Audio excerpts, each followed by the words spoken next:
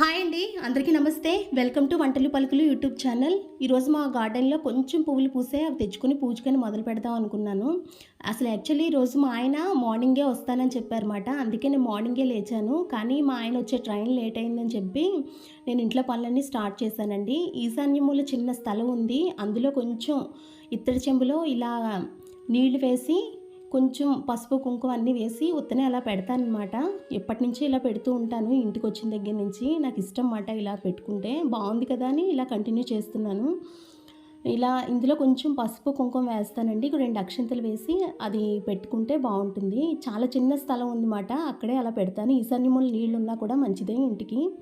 అందు గురించి ఈ తాబేలైతే నేను ఫస్ట్ మా ఇంట్లో ఇత్తడిది ఒక తాబేలు ఉండేదండి. అది మా అత్తగారు ఎక్కడి నుంచో తీసుకొచ్చారట. వాళ్ళు బోల్డ్ తీర్థయాత్రలు అవి చేసి వచ్చారన్నమాట. మా అత్తగారు తీసుకొచ్చింది. అది చాలా బాగుండేది. చిన్నది ఉండేదండి. కానీ అది నేను దేవుణ్ణి తోమినప్పుడు ఎప్పుడో తెలియదు చింతపండులో పోయి ఉంటుంది.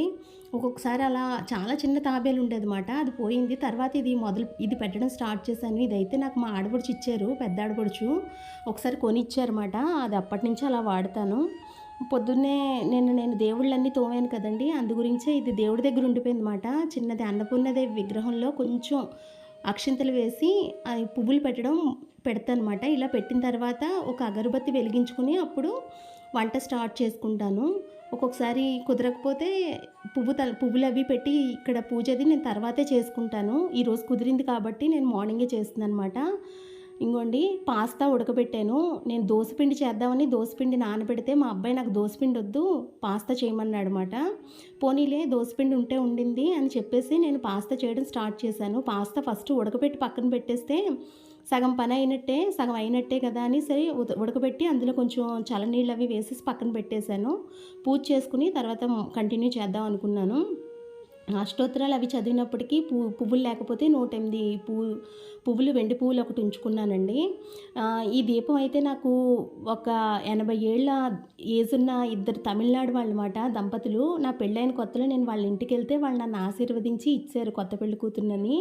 అప్పటి నుంచి ఇది నేను వెలిగించుకుంటాను.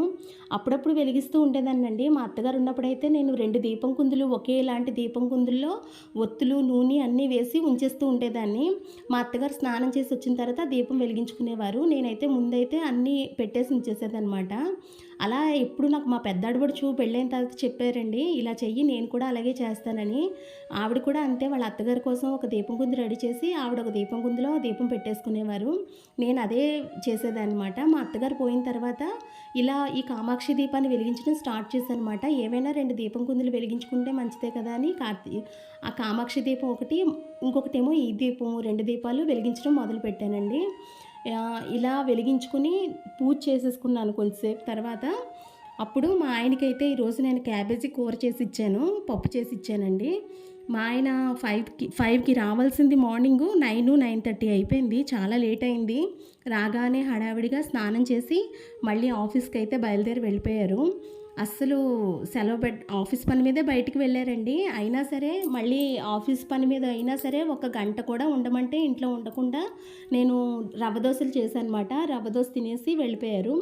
ఎప్పుడు కూడా తమిళనాడు వాళ్ళు కామాక్షి దీపానికి పూజ చేస్తారండి. ఆ దీపానికి నైవేద్యం అది పెట్టి కూడా చేస్తారు.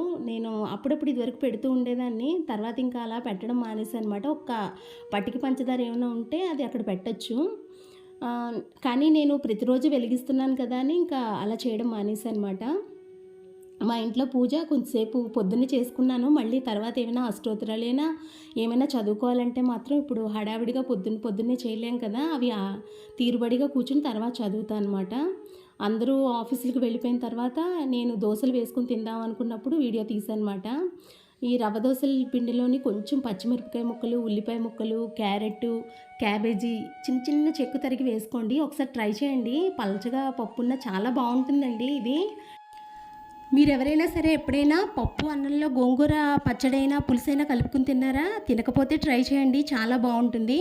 నాకైతే గోంగూర ఐటమ్స్ అన్నీ చాలా ఇష్టం. మా ఆయనకి గోంగూర అంటేనే ఇష్టం ఉండదన్నమాట. అందుకే నేను ఎప్పుడు గోంగూర పప్పు అది వండినా సరే చాలా తక్కువ వేయమంటారన్నమాట. పులుపు లేకుండా కొంచెం వేయమంటారు. అలా చేస్తే కూడా నాకు గోంగూర పప్పు తిన్న ఫీల్ రాదన్నమాట. కానీ నేను పప్పు అన్నం తింటూ అందులో గోంగూర పులుసైనా పచ్చడైనా కలిపేసుకుంటాను. నేను అదే గోంగూర పప్పులా ఫీల్ అయిపోయి తినేస్తాను అనమాట.